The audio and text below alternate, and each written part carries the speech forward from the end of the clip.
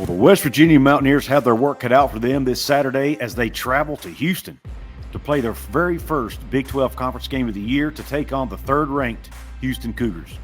Mountaineer Paul and I are here, and we're going to be joined by a special guest to talk about this game, and we're going to do that right after this word from our sponsor. This episode of Hoops from the Hills is brought to you by Dutch Miller Automotive, where friends and family pricing means you get the best deal right up front on any new or pre-loved vehicle in stock every time. With brands like Chevrolet, Chrysler, Dodge, Jeep, Ram, Kia, Hyundai, Ford, GMC, Buick, and Subaru, the Dutch Miller Automotive family is always growing and ready to put you in the car or truck you've been searching for. Check out our inventory across West Virginia at DutchMillerAuto.com, or you can come in today to the home of friends and family pricing, only at a Dutch Miller Automotive store near you. What is up, college hoops fans, Mountaineer fans? My name is Couz. And my name is Mountaineer Paul. And we present to you another episode of Hoops from the Hills. Guys, what is up? We are here with another episode, another game preview episode, as the Mountaineers get ready to face Houston, the number 3 ranked Houston, 13-0 on the year, I think is their record as we sit here tonight and record this video. So with that being said, we're going to bring on a very special guest to do this. Some of you guys may know him from our football shows, Mountaineer Paul Talks Football and Couz's Corner. He's been guest on that show as well. Mr. Parker Ainsworth from Locked On Cougs. Parker, how you doing tonight? I'm good, man. How y'all doing? Doing well. I'm saying tonight it'll probably be day for all of our listeners out there, but anyway, for us it's night as we record this. Yeah. Sure. I'm a nighttime person. I have to record at night and put out the next day. But I'm glad to hear from y'all. It's good to get Big 12 basketball started. Absolutely. This game will tip off on Saturday, January the 6th at 2 o'clock p.m. Eastern Time, 1 o'clock p.m. Central Time, and will air on ESPN Plus, part of the Big 12 Now family of networks or Big 12 Now Network, whatever you want to call it. So, Parker, man, first off, thanks for coming on. Happy to be here. ESPN Plus and the Big 12 thing, man, it's hard to beat on Saturday. Yeah, I tell you, I've kind of, I used to hate it. Here lately, though, I'm starting to come around on it a little bit. I'm not going to lie. The quality's gotten better. They're doing a better job as far as broadcast. The picture quality is always nice. So, hey, I'm good with it. Parker, before we get into the meat and potatoes of this, man, real quick, let us know where our listeners can find your work. Yeah, Locked On Cougs is the Locked On Podcast Network. We're doing it every day, wherever you get your podcasts, all things Houston Cougars all the time. On social media, across all of them, I guess, I'm at Painsworth512, PAINSWRTH 512. Honestly, I pretty much just talk Houston Cougars and other Houston sports things on there as well. So If that's your cup of tea, that's where you find me. Hey, no problem. Now, see, people could come and hear you talk about Dana Holgerson. We can hate on him a little bit over on your show. Can't do that anymore. You're on YouTube as well, right? Yeah, on YouTube, wherever you find podcasts for audio or video, or all those places. Yeah, okay. Yeah, all right. Exactly. Sounds good. All right. Well, Paul, man, I'm gonna let you kick it off. What's your first question for Parker? Well, obviously, LJ Cryer, probably one of the most underrated, not talked about signings of the off season. I mean, here's a guy that has championship experience at Baylor. This is a guy that's won regular season Big 12 championships at Baylor before.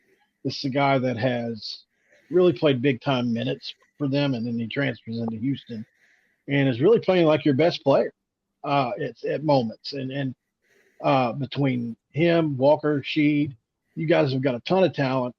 I'm sure I missed somebody.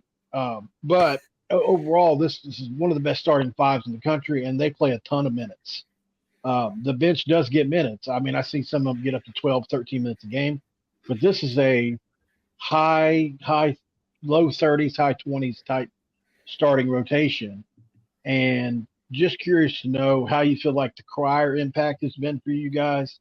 Obviously, he's one of the best outside shooting three guys in the country, if not the best. Yeah, I mean he's a classic bucket getter in basketball terms, right? Yeah. So Cryer is from Katy, which is a suburb of Houston. He went to Katy Morton Ranch, and so when he entered the transfer portal, I think a lot of people had high hopes right away, right, that he'd head back over east and come to Houston. I have to say, like, his experience in the Big 12 was a big plus. Obviously, he played. You mentioned he played at Baylor. He was actually on the. He's a freshman, didn't play a lot, but he was on the title team when they won it all in 2021. And he's a like shooter. I think he's shooting like 39-point-something% from three right now. And he shot just over 40 last year at Baylor. He was all Big 12 last year, and so he brings all that with him. The interesting thing is his big knock was he wasn't really a defensive guy, right? And so he comes to Houston, and I think he's using this as a chance to like get coached up by Sampson. Sampson's a big-time defensive coach. Defensive pressure is really important to everything that Houston does, and so he's like adding that to his game while obviously helping us out as a shooter. You mentioned they're 13-0 right now, but if he was not on the team, I don't think they would be. his shooting's very much needed in a couple of spots, especially like the A&M game and stuff. Absolutely, and it was much needed in a couple of the games, especially the Texas A&M game. I went back and watched some of that. That was a closer battle. You guys have won a couple of those low, mid to high 60s games this year, and probably at times not looked like the offensive juggernaut of last year. But 13-0 is 13-0, and you guys have an excellent defense. The pressure you guys use reminds me a lot of some Bob Huggins teams. You mentioned you don't know a lot about this West Virginia team, and count yourself numerous among the country because not even we do, really.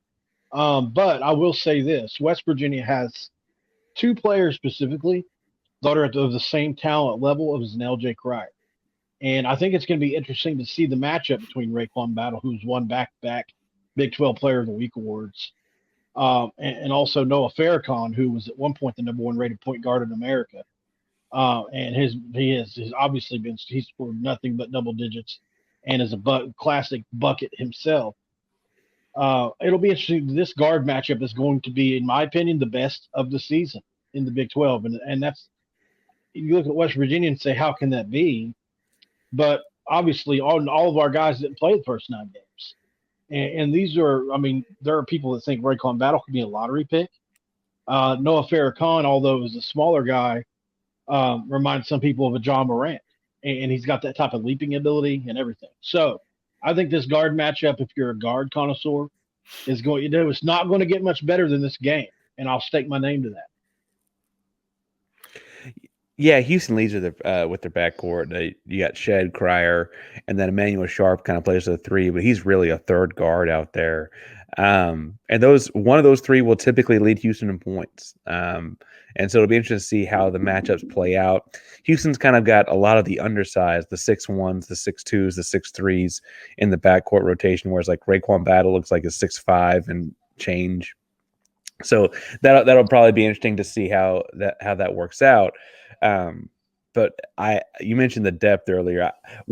And I hadn't heard from Couz yet. Couz, what's the depth look like for West Virginia? What's that matchup look like? Because I like our bench a lot. Yeah, well, if you'd asked me that 2 weeks ago, I'd have said it was terrible. We'd have had 7 guys. But now we're going about 9-10 deep on the bench. Getting Creesa back at point guard, getting Farrakhan back, getting a Battle back has been tremendous for West Virginia. And now, unfortunately, our starting center, Jesse Edwards, went down with an injury as soon as Creesa and the other 2 guys came back. So West Virginia has yet to play a game at full strength this year. But we do have Akok Akok who's kind of manning the middle there in Edwards' absence and has done an admirable job. But the problem is Akok is really more of a 4. He's not really a 5, and he's being asked to play the 5, and he's doing fine at it. But again, he can't play the whole game. Pat Sumnick is a guy who's having to play a lot more minutes than he typically would play. Now, he did play well in the game against Ohio State this past weekend. So you got to give him credit for that. But typically he's more of a, 5 to 10 minute guy, and he's having to play more than that, in order to give Akok a breather, because pretty much everybody else on the team is a is a guard or a forward. And when I look at Houston, one thing that concerns me, one guy that has been mentioned in passing is Jamal, and I don't know how you pronounce his name. I would say Jamal Sheed. I think I heard you pronounce it differently, Parker. Shed is Shed. It's Okay. not spelled like, but that's fair. Yeah. Shed. Jamal Shed. I try to get people's names right out of respect for them, but sometimes it's hard. But yeah, Jamal Shed. I mean, you look at a guy averaging 5.8 assists and 2.5 steals a game. Just a really good all around player. He worries me a little bit, especially on the defensive end. And then on the offensive end, that shows me that Houston moves the ball well. Is that an accurate assumption that Houston does a good job of moving the ball? Yeah, they do tend to find a hot hand. And then Shed is the point guard of point guards. He really does run the whole show. It feels like, and I call it, it's like they run, in the old Madden games, running back dive. Like his best offensive play for him to score is just running back dive. Like, I'm just going to take the ball and attack the basket really fast. He's really, really athletic.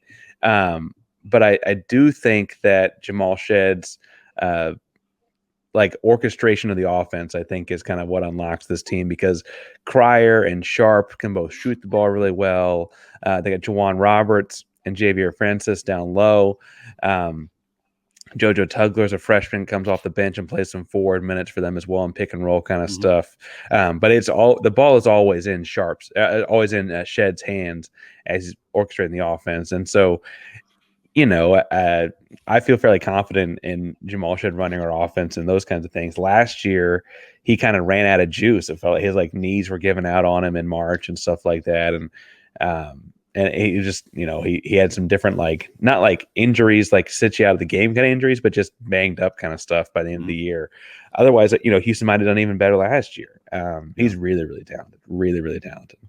Yeah, I'm a little concerned about the 3-point shooting for Houston. When I look here at LJ Cryer shooting at 39.6%, I see Shed shooting it at 38.9%, Sharp at 35.4%, Dunn, no slouch, 28.6%, even Arsenault down, coming off the bench at 28.6%, which is not great, but still, I mean, you've got three guys who can make it consistently from behind the arc, and then a couple other guys who can hurt you. And West Virginia's not been good at stopping that this year. That's a huge concern. Is that a big part of the Houston offense?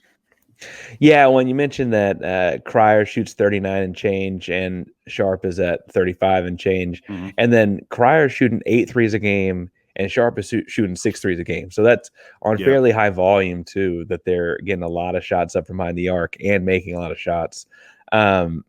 Houston, I think as a team, shoots closer to 35% from three. And, I think that probably gets dragged down because you got a couple guys that the far into the rotation that shoot a couple here and there. But those top couple guys can really, really stroke the ball. Again, they're only 6'2" or so. They're not the big pro 2-guard type guys to say, but all three of those guys start. And all three of those guys played really, really well together, and then they space the floor out a lot. So they open up driving lanes and stuff like that. It's really, really fun to watch. Right. Paul, what do you got for us? Well, I'm just interested in this matchup. West Virginia obviously is going to have to make an incredible run to get to the tournament at this point. So just to document, I think it's important to document, especially when we have guests on, everything that I could remember that has happened, going back to the Bob Huggins resignation. You've got the Bob Huggins resignation. You've got the RaeQuan Battle court case, which has not only affected basketball, but now it's affecting football players who are transferring as many times as they want now because there's no limit anymore because of RaeQuan Battle. That was we just had a player leave yesterday because we fought for these guys to, well, we didn't. They fought, probably rightly, for these guys to play in court. I believe they were right. And because the NCAA was trying to play big chief on campus, and then they got what they got. And as a result, we have this situation. But so that situation has caused a stir, obviously, and probably didn't help chemistry. And then you talk about a first-year head coach having to deal with all this. Your probably, best player, especially for your first 9 games, and Jesse Edwards, and number 4 overall Porter player, breaks his hand. Jose Perez, who was on campus for almost 2 years and looked to be our best player at times before these guys come to campus, never played a dribble for us and transferred at the very last minute to Arizona State. Omar Silverio, who he brought with him, has also had to transfer just right before the season started. And I'm probably missing 2 or 3 things. Couz, what else am I missing? Well, I mean, all the guys that entered the portal after the Hugs thing. I don't know if you mentioned that. Oh, yeah. The entire team. We lost 4 or 5 guys to the portal before all these other guys came in. And Kirk Creasa was suspended for 9 – starting point guard was suspended the first 9 games because of something he did at his previous school.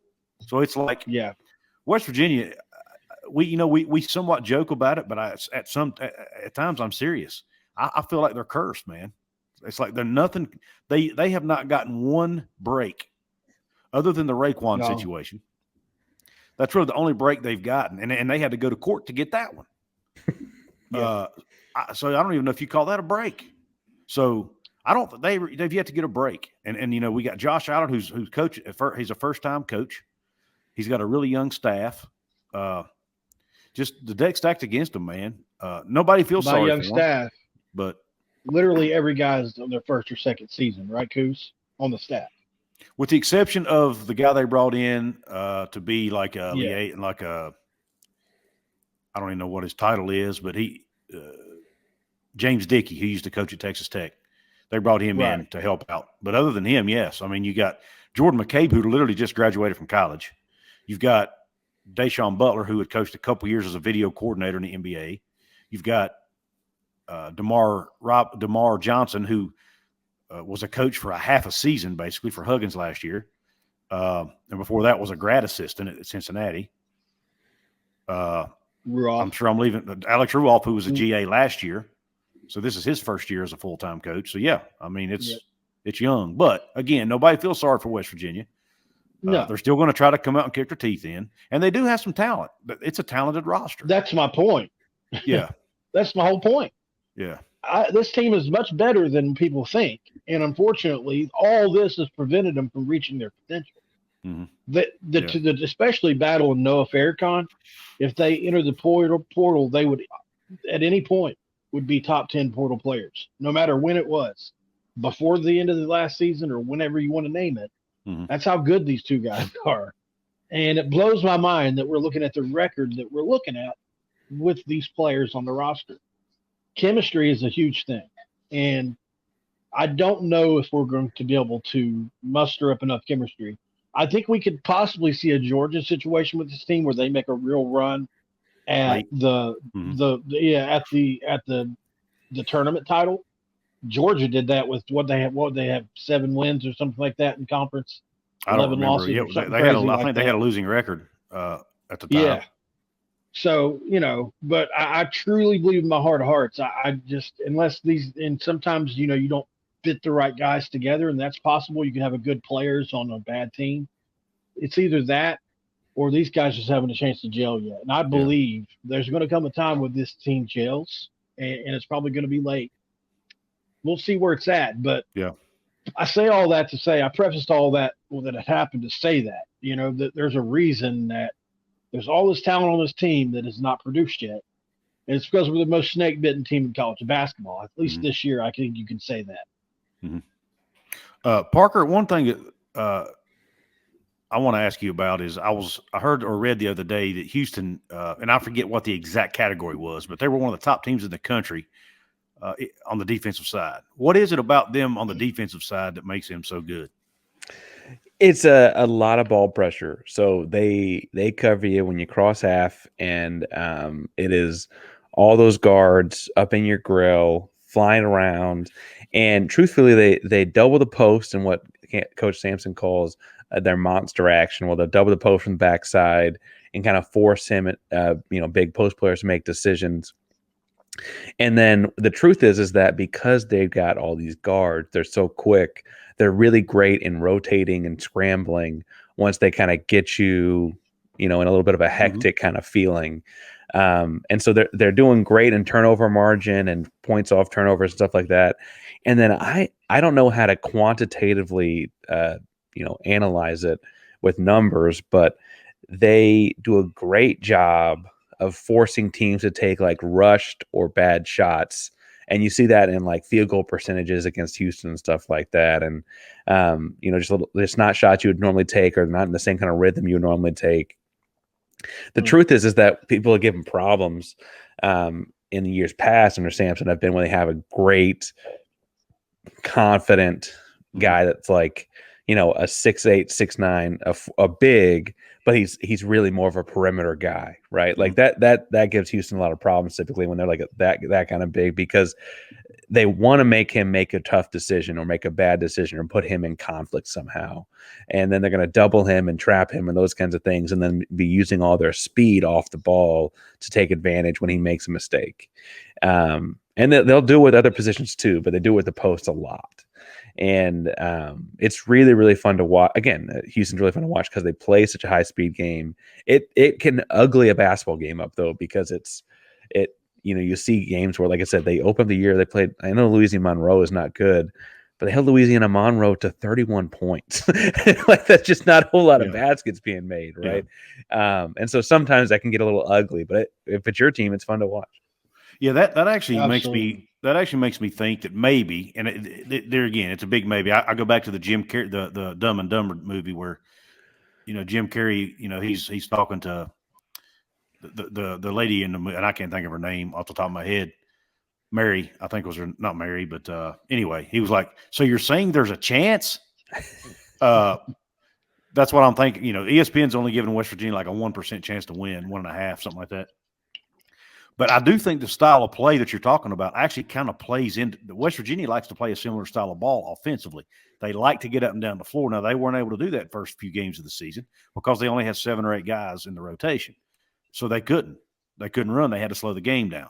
Now they can, and they've got guys like Kerr Kriisa who can handle the ball and handle the pressure. They've got guys like Noah Farrakhan who I think will be able to handle the pressure.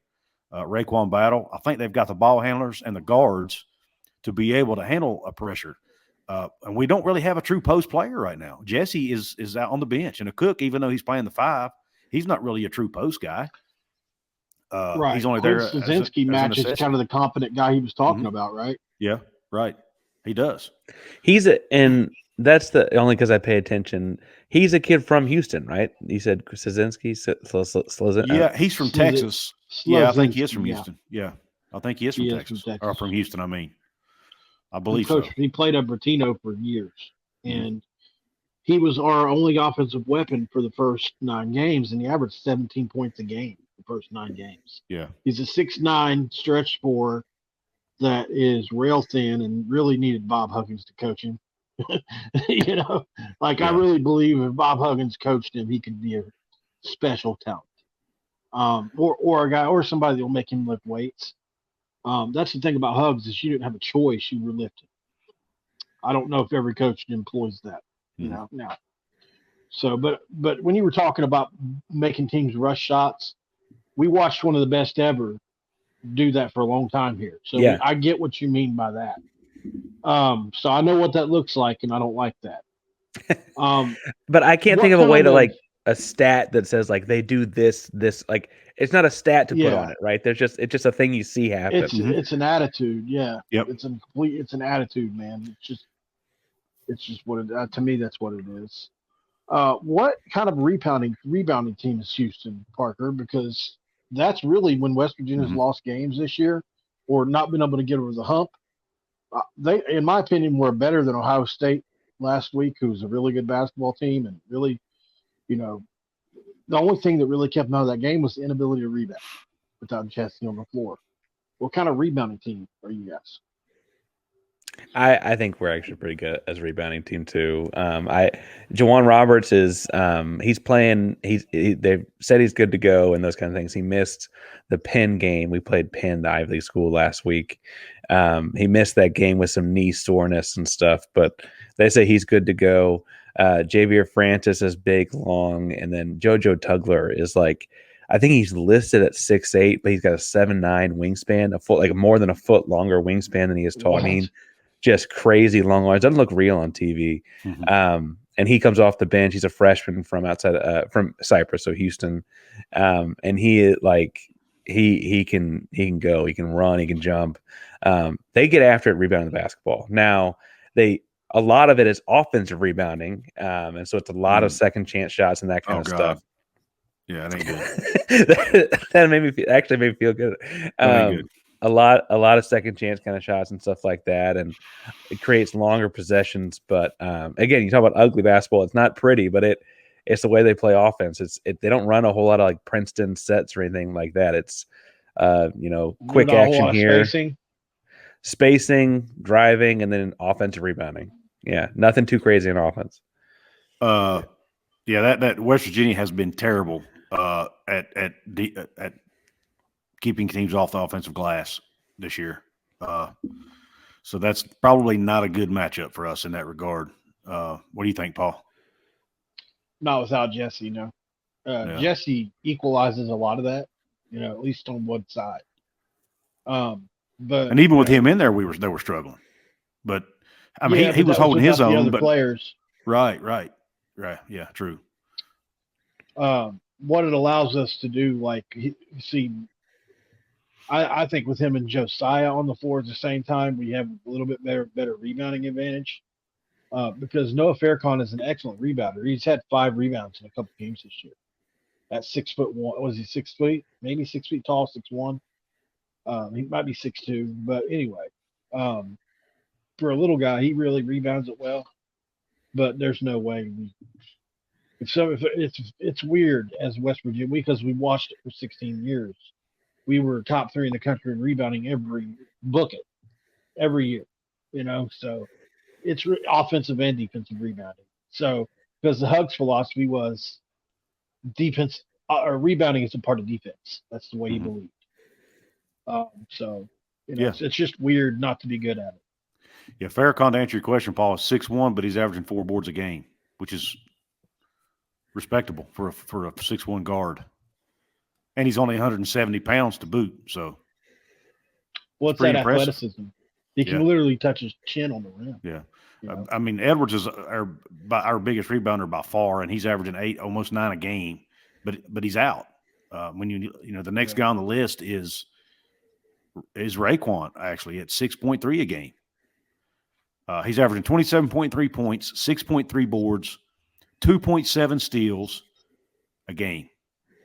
Now, to put that in context, he's only played 3 games. Okay, so but still pretty freaking impressive. But I just want to make sure that I'm not trying to embellish anything here. That is in 3 games, so those numbers will come down some. But still, it's pretty darn good. And Quinn Slazinski's 15 and a half points, 5 boards a game, so he's no slouch either.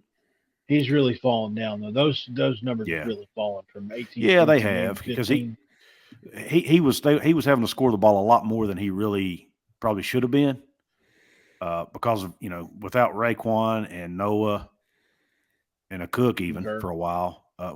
That's another thing you didn't mention earlier, Paul. Akok went down with a daggone heart condition.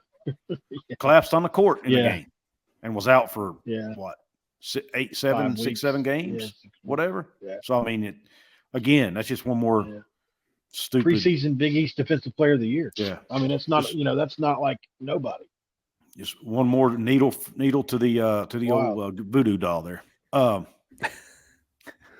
But anyway, I mean, it's going to be an interesting game. I mean, for West Virginia to have a chance in this game, number one, they're going to have to really improve on the defensive end of the court, better than what they've played. They're going to have to score. I think it's in order for West Virginia to win this game, they've just got to outscore Houston, and they're going to have to force some turnovers, which they've not really done a lot this year. And they've got to at least. I don't think they'll win the rebounding battle, but they at least have to minimize the damage on the glass. That's my opinion. What's your keys to victory for Houston, Parker? Control the tempo, control the pace, and then get West Virginia, turn the ball over, and then control the glass. I think all the same kind of things Mhm. that you're mentioning. I think the deal is that for Houston, that's a lot of like doing what you do, right? There's not a whole lot of playing outside of themselves that has to happen. Obviously, and I don't know how much your listeners are tuning into Houston stuff. The J1 injury, J1 Roberts is a senior veteran leader guy, power forward. If like I said, he missed the last game we played against Penn, which is last Saturday, and it said he just was resting his knee soreness. Tried to assure everyone nothing's wrong, but if something were to be wrong, right? Because college, they don't tell Mhm. you the full injury report all the time. Then that's at You'll least from a find depth. out when we play. Yeah, that's at least a depth perspective a problem because he is your starting power forward, and you kind of get thin at the forward spots pretty quickly. But if he's good to go, I like I said, it's doing what you do well, Mhm. being ready for the moment. I do think there's a chance that they play.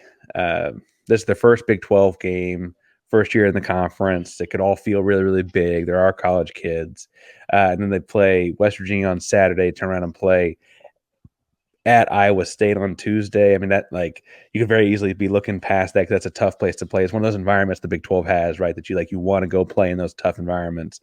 And so, you don't be looking past those kind of things like y'all said, because truthfully, West Virginia's got talented kids on the roster, but they've had problems this year that are not necessarily about how good the kids on the roster are, right? And so you don't want to look past them because they're 5-8 or whatever they are, because they're not your normal 5-8 team necessarily. And they're a hard team to prepare for. I mean, Ohio State's coach even mentioned it in his post-game press conference. It's one of the hardest scouts he's ever had to do because he's scouting guys that have only played 2 or 3 games. Yeah, exactly. Well, and then even I mentioned RaeQuan. He's coming from Montana State. Right there, like it's not like you can just go back and watch what they used him for a year ago, right? Because he's coming in completely new. It's basically a whole new team, and we literally have 4 guys on the team. I think it's 4 that were there last year. 4 out of what, 12 ball, whatever it is. Yeah, 12, 13 guys. 4 of them. Josiah Harris, Kobe Johnson, Seth Wilson, Pat Sumnick, and none of those guys are starters. No, not at least not anymore. Well, not usually. Can't say never. Well, he switches it up again. One of those guys will start occasionally, but they're not for. I mean, they're really all bench players. I mean, now Josiah has played well the last few weeks, especially rebounding the ball. But overall, the new guys that were brought in are far more talented. Yeah. Outside of losing Trey Mitchell and who else? Joe Toussaint, Trey Mitchell, James Okonkwo, and Mo Wagee. But I was really talking about the other 2 guys. So that's the thing too. I think I can't quit thinking about what this team would have looked like had we still had. We probably wouldn't have a Cook had we still had Mitchell, but that's pretty fair trade-off. As far as Mitchell, I'd rather have Mitchell at this point, just the way things look. He's probably Kentucky's best player now, or at least their top 2 best players. Yeah. And Joe Toussaint is averaging almost 16 points a game in Texas Tech. Yeah, and look what Jimmy Bell's doing, which I know he was leaving anyway, but my God. Holy crap. A guy was averaging 2 points a game for us last year, goes to Mississippi State, and what's he averaging? He's double-double. Yeah, he's averaging a double-double. It's mind-boggling to me. Yeah. But anyway. We'd had every one of those players if Hugs would have stayed. Yeah, it's the ones that are on the roster. Crazy to think about. Yeah. Well, any Paul, before we end the show here, any last questions you want for Parker? You have for Parker? Sorry that we griped and complained about how snake bitten we were the whole time, Parker. No, these are vent sessions for us, man. No, that's part of the talking basketball. And truthfully, I think y'all mentioned Ohio State said it. It's what makes it kind of a weird game to start conference play with for Houston, because you don't really know much about. You can watch 13 games of Houston. You can watch a couple of competitive ones with Xavier and A&M, and they played Dayton in their little tournament they did in Charleston and stuff like that. You can kind of get a read on Houston. You can't get a read on West Virginia the same kind of way when their rosters turned over so much.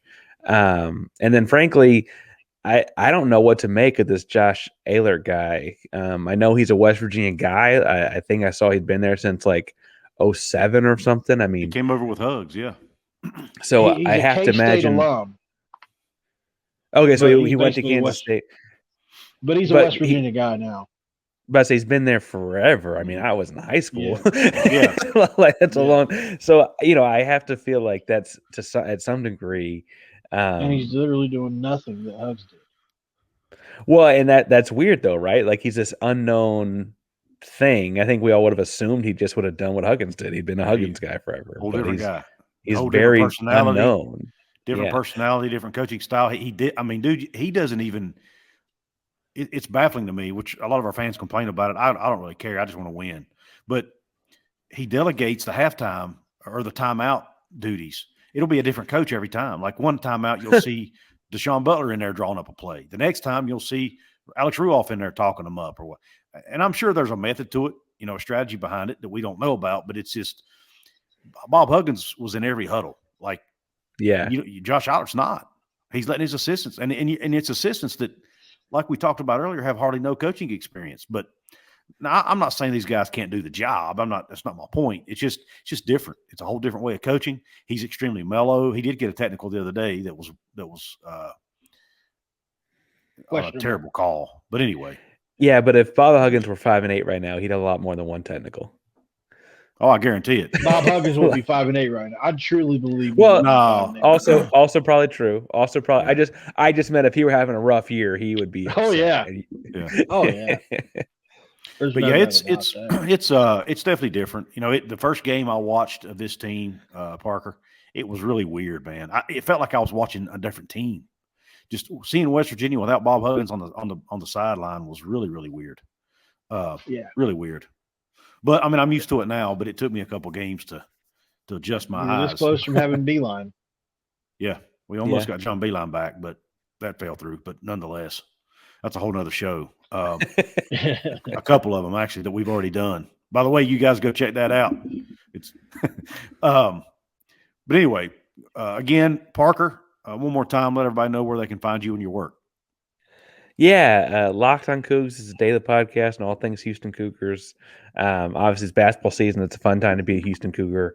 On social media, I'm at Painsworth512, wherever you're on Twitter or Instagram. I have a TikTok, I guess. I don't use it a whole lot. But wherever you go on those kind of things, I'm talking Houston sports. So be sure to find me wherever you do for that if that's up your alley as well. But excited about basketball season. Excited to be in the Big 12. And frankly, kind of ready to get things started. It feels like we're just counting down days now. Yep. And don't forget, guys, go check out Paul on his football channel, Mountaineer Paul Talks Football, where he covers the West Virginia Mountaineers thoroughly. Check me out on my football channel, Couz's Corner, if you're not aware of it yet. I have a website now called Couz'sCorner.com. Please go check it out. Got some good articles over there. Got a couple writers that are over there putting up some stuff in addition to myself. So please go check that out. Don't forget to like, share, comment, subscribe, all of that here at Hoops from the Hills. We really appreciate your support here. We need all the help we can get. Get that YouTube algorithm going, baby, with the thumbs up, the likes, the comments, all of it. It all helps. Parker, again, we thank you for coming on, man, and best of luck the rest of the season, just not Saturday. Fair enough. Thanks for having me on, man. And guys, we're done.